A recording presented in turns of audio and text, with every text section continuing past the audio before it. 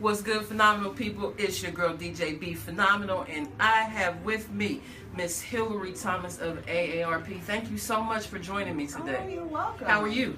I'm doing okay. Awesome. Happy Pride. Happy Pride. Yeah. Tell the folks who are joining us today specifically what you do with AARP as it pertains to LGBT rights advocacy. Okay. Well, I do LGBT outreach for AARP. A few years ago, AARP realized that several communities were not taking advantage of our free resources. You don't have to be a member. You don't have to be 50.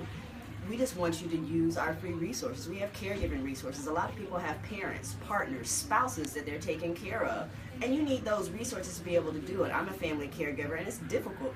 And it's not like anybody gives us directions and tells us how to do those things. So we have materials and workbooks. We just released the new LGBT specific edition. Wow. That has some real resources in it, some actual real resources and places that you can call where people can get some help and assistance. I do fraud outreach, so making sure that people are aware of the different fraudulent situations. I just released this new workshop that I've been doing, presented to Zammy Nova. I don't know if you work with Zammy Nova at all. Romance and dating after 50 in the digital age. So it's a romance and dating workshop. It teaches people how to safely date online, and even outside of that, where to find people in general. There are a lot of people that don't know how to find people.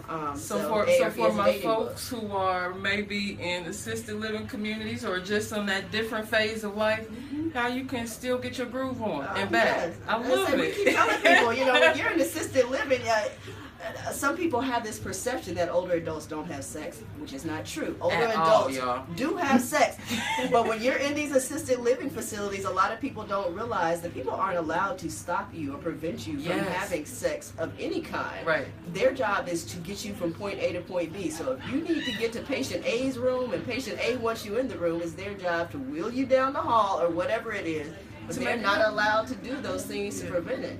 So, yeah, I do a lot of different That's interesting you brought that up. Outreach. What a lot of folks don't know, before I became a DJ, I actually am a mental health counselor as well. So I definitely know that folks over the age of 50 still want and need to have their needs fulfilled. So I think that's making awesome. sure they do it safely. Yeah. I believe it's people over the age of 65 is the fastest growing population of sexually transmitted diseases, specifically gonorrhea and syphilis, I believe. Absolutely.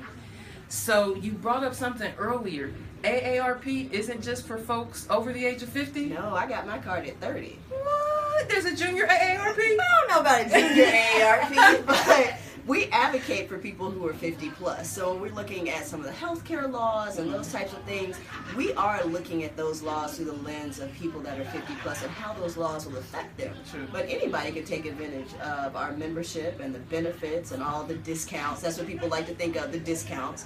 And like I said, the workshops. You don't have to be 50 to attend a workshop. My dad got sick, I believe it was 3 years ago. He had a stroke. And I needed some help. The AARP was a place for me to turn to get the help and just figure out how do we as a family make this caregiving work. For all my caregivers out there, you heard it right here from Hilary. AARP is a resource for everybody, no matter what age. Thank you so much for being here, and it's an honor. You're welcome. Thank you. Thank you for having me.